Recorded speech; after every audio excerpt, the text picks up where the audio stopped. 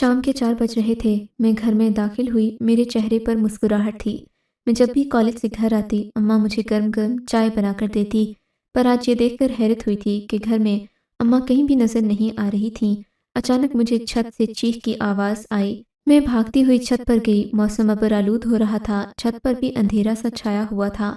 تبھی میری نظر اماں پر پڑی، جو کہ بے ہوش زمین پر گری ہوئی تھیں، اور ساتھ میرا بھائی کھڑا تھا جس کی آنکھوں میں صفاقی صاف نظر آ رہی تھی۔ میں نے دیکھا بھائی بہت غصے میں تھا۔ اس نے مجھے دیکھا اور بولا، اپنی ماں کو سنبھالو۔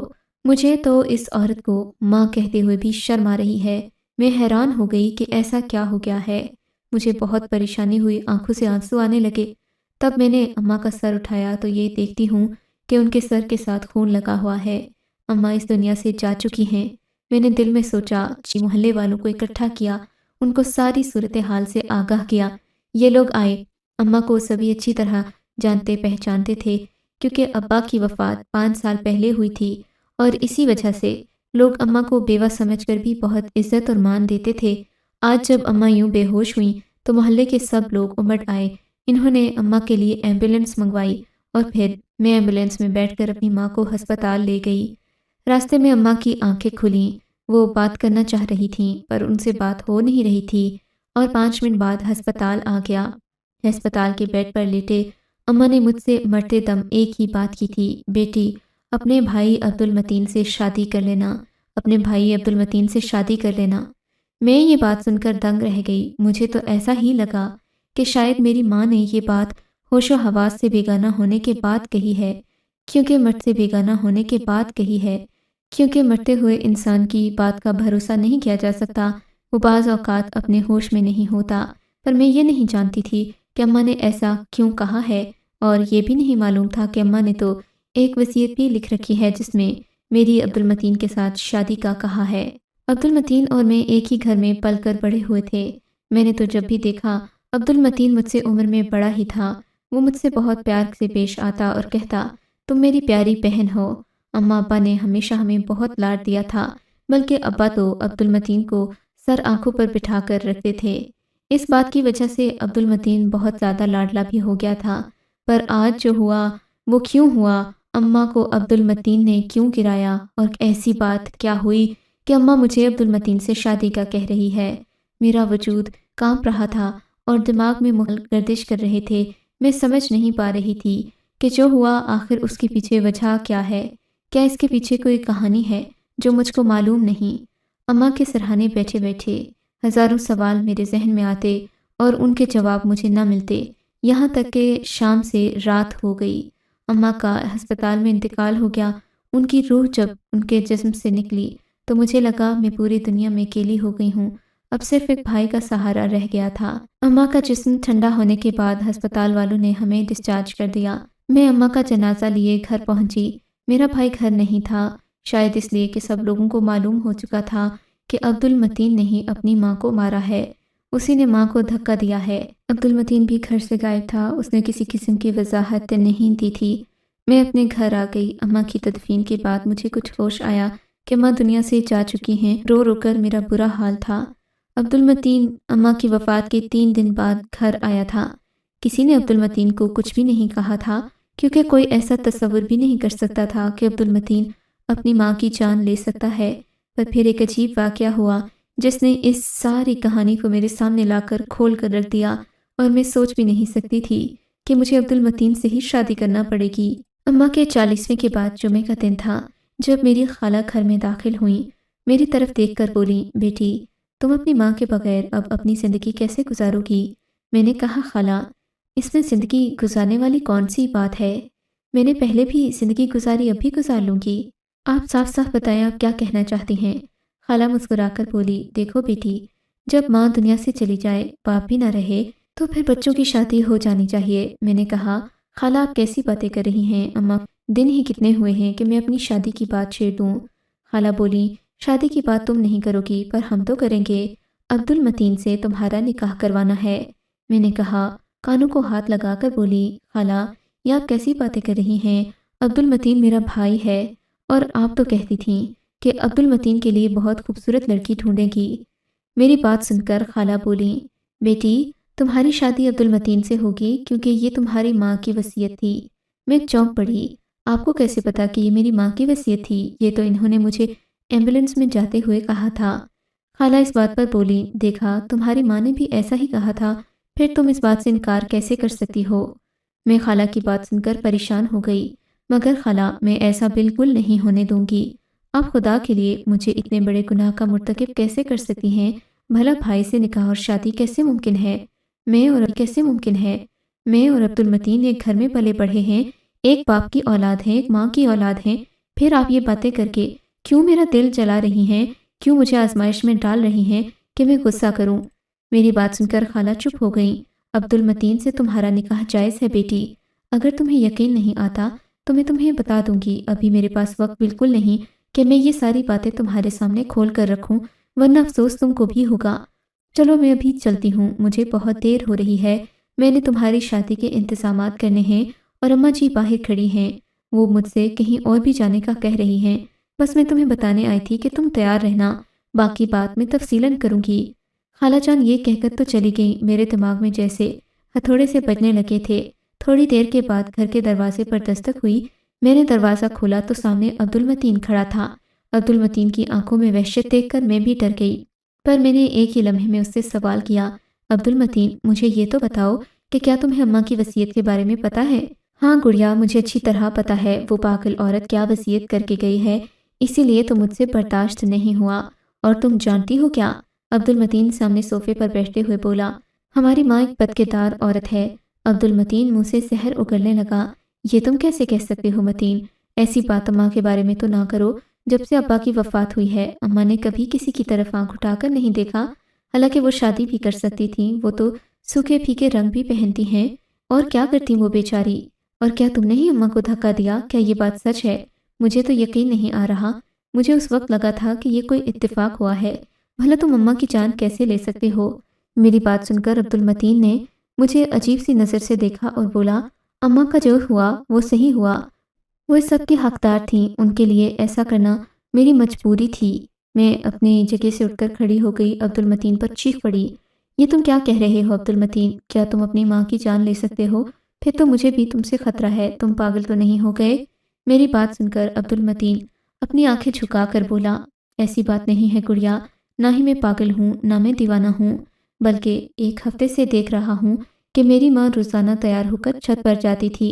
میں سوچتا تھا کہ اماں چھت پر کیوں جاتی ہے، میں نے جب بھی ان کو دیکھا وہ چھت پر کچھ بات کر رہی ہوتی تھیں، میں سمجھ نہیں پاتا تھا کہ آخر اماں کس سے باتیں کر رہی ہیں۔ ایک دن رات کا وقت تھا، یاد ہے جب میں نے تمہیں کہا تھا کہ مجھے امتحان کی تیاری کرنی ہے، سو میں رات کو دیر تک جاگوں گا تو تم میرے لیے چائے بنا دو؟ ہاں مجھے یاد ہے، میں نے اپنے ذہن پر زور ڈالتے ہوئے کہا۔ اسی رات میں اوپر چھت پر گیا تھا، مجھے گرمی لگ رہی تھی، گھٹن محسوس ہو رہی تھی، اور اس رات جانتی ہو کیا ہوا؟ کیا ہوا؟ میں نے پریشانی سے پوچھا۔ جب میں سیڑھیاں چڑھتا اوپر گیا تو اماں کسی سے بات کر رہی تھیں، پر آج وہ موبائل پر نہیں بلکہ کسی سے آمنے سامنے بات کر رہی تھیں۔ یہ دیکھ کر میرے تو تن بدن میں آگ لگ گئی، میں نے فوراً سے جا کر اماں کو دبوچ لیا۔ اماں آپ یہاں کھڑی کیا کر رہی ہیں؟ آپ کے ساتھ کوئی ہے کیا؟ میری بات سن کر اماں نے مجھے زوردار تھپڑ مارا اور بولی، تم ان باتوں میں دخل مت دو، میں نے تمہیں جتنا کہا ہے اتنا ہی کرو، تم کیوں میرے پیچھے پڑے رہتے ہو بیٹا، میری اپنی زندگی ہے۔ امی کی ہاتھ کا تھپڑ کھا کر مجھے بہت برا لگا، غصہ بھی آیا، میں نے سوچا کہ شاید مجھے ایسا نہیں کرنا چاہیے تھا، پر اگلے دن میں سوچنے لگا کہ اگر اماں ایسی ہی حرکتیں کرتی رہیں تو ہم بدنام ہو جائیں گے۔ شام کا وقت تھا جب اماں دوبارہ سے اوپر چھت پر چلی گئیں، میں اپنے کمرے میں بیٹھا تمہارا انتظار کی تو ہم سب لوگ کچھ مزے کا کھانا پکا کر کھائیں گے، جانتی ہو نا تم کہ ہمارے گھر میں ایسا ہی ہوتا ہے۔ عبدالمتین مجھ سے تصدیق کرتا ہوا آگے چل رہا تھا، اب بتاؤ کہ کیا بات ہے، تم نے اماں کو دھکا کیوں دیا تھا؟ میری بات پر عبدالمتین روتے ہوئے بولا، میں نے وہ دھکا جان بوجھ کر نہیں دیا تھا، پر جب اماں چھت پر گئی میں ان کے پیچھے گیا، اماں کسی آدمی سے عجیب سی بات کر رہی تھیں کہ اب تو میں تم سے شادی کر سکتی ہوں، کوئی رکاوٹ بھی نہیں ہے، مجھے زمانے نے بہت کچھ سکھا دیا ہے اور ویسے بھی تمہارا ہونا بہت ضروری ہے۔ میں اماں کی باتیں سن کر اوپر گیا، اماں نے جب مجھے دیکھا پیچھے مڑ کر مجھے گھورنے لگیں اور بولی، نیچے چلے جاؤ، کیوں ہر وقت میرا پیچھا کرتے رہتے ہو؟ اماں آپ کسی سے شادی کی بات کر رہی تھیں، مجھے دکھائیں فون، وہ کون ہے خبیث جس سے آپ شادی کر کے ہمارے باپ کی عزت کو نیلام کرنا چاہتی ہیں؟ میری بات پر اماں نے موبائل مجھ سے چھیننا چاہا۔ اسی چینا چپٹی میں اماں کو دھکا لگا اور وہ نیچے جا گریں۔ میرا ایسا کرنے کا کوئی ارادہ نہیں تھا، پر اماں کے ساتھ جو ہوا وہ اسی واقعے کے نتیجے میں ہوا، تو شاید یہ اللہ کا بدلہ تھا اماں کی طرف۔ میں نے کہا عبدالمتین، اللہ اتنی معمولی بات کا بدلہ نہیں لیتا، تمہیں پہلے پوچھ تو لینا چاہیے تھا کہ وہ کون ہے، تم اماں سے فون کیوں چھین رہے تھے؟ اور دیکھو اللہ نے اماں کا کیسا پردہ رکھا کہ وہ فون بھی اماں کے ساتھ ہی ٹوٹ گیا، تم بھی اس میں سے کچھ معلوم نہیں کر سکے۔ عبدالمتین میری بات سن کر پچھتانے لگا، بولا تم تو ٹھیک کہتی ہو، مجھے ابھی تک نہیں معلوم ہوا کہ اماں جان کس سے بات کر رہی تھیں، اور میں اسی کشمکش میں ہوں، تمہیں بھی کچھ پتہ چلے تو مجھے ضرور بتانا۔ پھر میں نے عبدالمتین سے کہا کہ اماں نے یہ وصیت کی ہے جو کہ بہت عجیب ہے۔ عبدالمتین بولا کہ میں نے بھی یہ وصیت دیکھی ہے، لیکن تم فکر نہیں کرو، ایسی ظاہر ہے اوٹ پٹانگ باتیں کوئی پاگل انسان ہی کر سکتا ہے۔ کیا پتہ نادیہ اماں ذہنی مریضہ ہوئی ہوں، اور کیا پتہ وہ خود سے ہی باتیں کرتی رہی ہوں۔ یہ کہہ کر عبدالمتین رونے لگا، بولا کہ میں نے اپنی ماں کا قتل کر دیا۔ میں نے عبدالمتین سے کہا تم فکر نہیں کرو، تم نے جو بھی کیا اب اس کا وقت گزر چکا ہے، اماں اس دنیا سے چلی گئیں، جو قسمت میں لکھا تھا وہ ہو گیا، اب ہم غم بنا کر کیا کریں گے؟ تم اچھی سی لڑکی دیکھ کر اس سے شادی کر لو، پھر ہمارے گھر میں رونق ہو جائے گی، ہم اماں کے غم کو بھولنا شروع کر دیں گے۔ میں عبدالمتین سے یہ باتیں کر ہی رہی تھی کہ میری خالہ دوبارہ گھر میں داخل ہوئیں اور بولیں، ارے تم لوگ ایسے ہی بیٹھے ہو، ادھر خاندان میں تمہاری شادی کی تیاریاں چل رہی ہیں۔ میں چونک کر کھڑی ہو گئی، خالہ بس بھی کر دیں اب یہ ناٹک، اماں نے اگر پاگل پن میں ایک بات کہہ دی تو کیا مطلب ہے کہ آپ بہن بھائی کے تقدس کو پامال کریں گی یہ بات کہہ کر؟ ایسا ہو ہی کیسے سکتا ہے، تو آپ تیاری کیوں کر رہی ہیں؟ میری خالہ بولی، تم دونوں چلو، میں تم لوگوں کے پاس لے کر چلتی ہوں جو تمہیں بتائے گا کہ تمہارا رشتہ جائز ہے اور تم دونوں نکاح کر سکتے ہو، اگر میں کچھ کہوں گی تو تم سب کو دکھ ہوگا۔ میں خالہ کی بات سن کر نیچے واپس بیٹھ کے کہا، مجھے کسی سے نہیں ملنا بیٹی، وہ کوئی شخص عام آدمی نہیں ہے، مسجد کا امام ہے، ہر سال نماز پڑھاتا ہے، عید کی نماز بھی وہی جماعت کرواتا ہے۔ خالہ کی بات سن کر میں حیرت سے آنکھیں پھاڑے انہیں دیکھنے لگی۔ مسجد کا مولوی یہ بات کیسے کہہ سکتا ہے خالہ؟ آپ خود ہوش کریں، بس بیٹی تم اور متین ایک بار ان سے مل لو، پھر میں تمہیں کچھ نہیں کہوں گی، پھر چاہے تم اپنی ماں کی وصیت پر کبھی عمل نہ کرنا۔ اپنی خالہ کی بات سن کر مجھے بہت حیرت ہوئی اور تجسس بھی کہ آخر ایسی کیا بات ہے جو مجھے محلے کے مولوی صاحب بتائیں گے، اور صرف یہ راز انہی کے پاس ہے۔ میں نے کہا ٹھیک ہے، میں اور عبدالمتین دونوں ہی امام صاحب کے پاس جائیں گے اور ان کو آپ کی شکایت بھی لگائیں گے۔ خالہ نے اگلے دن ہم دونوں کو وہاں جانے کا کہا۔ اگلا دن جمعے کا تھا، جمعے کے بعد مولوی صاحب فارغ تھے، ہم ان کے حجرے میں چلے گئے۔ مولوی صاحب نے ہمیں پہچان لیا اور بولے، تم حاجرہ کے بچے ہو دونوں، بس آ جاؤ بیٹا، میں تمہیں کوئی ایسی حقیقت بتاؤں گا جسے سن کر تم دونوں ہی اپنے رشتے کی حقیقت کو پہچان سکو گے۔ میں نہیں جانتا کہ تمہاری ماں نے یہ وصیت کیوں کی، لیکن پھر بھی یہ وصیت جائز ہے اور تمہاری شادی ہونا کوئی گناہ کا کام نہیں ہے۔ پہلے میری بات سن لو، اس کے بعد تم لوگوں نے جو فیصلہ کرنا ہوا کر لینا۔ مولوی صاحب نے بات شروع کی، دیکھو بیٹی، یہ اس وقت کی بات ہے جب تمہاری ماں کی شادی نہیں ہوئی تھی۔ حاجرہ ایک امیر گھرانے سے تعلق رکھتی تھی۔ یہ گھرانہ اتنا امیر تھا کہ آج تک یہاں کسی غریب نے شاید ان کے گھر میں بیٹھ کر ان کے برابر کھانا بھی نہیں کھایا ہوگا، پر کہتے ہیں کہ انسان کی پسندیدگی کر نہیں ہوتی۔ حاجرہ ایک عام سے بچے کو پسند کرنے لگی۔ بچہ اس لیے کہہ رہا ہوں کہ اس وقت وہ ایک طالب علم تھا اور مدرسے میں تعلیم حاصل کر رہا تھا۔ بس پھر کیا تھا، جب حاجرہ کے باپ کو اس بات کی خبر ملی کہ اس کی بیٹی ایک معمولی سے طالب علم کے ساتھ عشق کر بیٹھی ہے، تو حاجرہ کے باپ نے جلد از جلد اس کی شادی کی تیاری کرنا شروع کر دی۔ پر شادی کیسے ہوتی جب حاجرہ ہی مان نہیں رہی تھی؟ پہلے تو حاجرہ کو منانا تھا، اس کے بعد ہی شادی ہونا تھی، کیونکہ گاؤں میں حاجرہ کا باپ بہت زیادہ معتبر شخص مانا جاتا تھا۔ اپنی بیٹیوں کی مرضی کے بغیر اگر وہ کچھ کرتا تو لوگ اسے ہی ظالم اور جابر کہتے۔ یوں ایک دن وہ اپنی بیٹی کے لیے داماد پسند کر کے اپنے گھر خوشی خوشی آیا تو اسے معلوم ہوا کہ اس کی بیٹی اس گھر سے جا چکی ہے اور وہ اسی مدرسے کے طالب علم کے ساتھ گھر سے بھاگی ہے جس سے وہ محبت کرتی تھی، اور پھر اسی عشق نے اس کی عزت پر داؤ لگا دیا۔ حاجرہ کے باپ نے جب یہ بات سنی تو وہ غصے سے لال پیلا ہو گیا، بولا کہ میری اولاد کی اتنی جرأت کہ وہ مجھے ہی دھوکہ دے، اب تو میں حاجرہ کو ایسا سبق سکھاؤں گا کہ وہ زندگی بھر یاد رکھے گی۔ بس پھر کیا تھا بیٹا، حاجرہ کے باپ نے فرعونیت کی حد کر دی۔ وہ 1 سال تک اپنی بیٹی کا پیچھا کرتا رہا، یہاں تک کہ اس کو اپنی بیٹی ایک دور دراز کے گاؤں میں ایک عام سے گھر میں ایک آدمی کی بیوی کے طور پر ملی، اور وہ آدمی وہی تھا جو مدرسے کا طالب علم تھا۔ تمہارے باپ نے سفاکیت کی حد کرتے ہوئے اس شخص کو ایک دن اپنے دوستوں کے ساتھ بھیج کر نہر میں گرا دیا، اور وہ قصہ ہمیشہ کے لیے تمام ہو گیا۔ پر اس کی بیٹی امید سے تھی، اس نے ایک خوبصورت بیٹے کو جنم دیا۔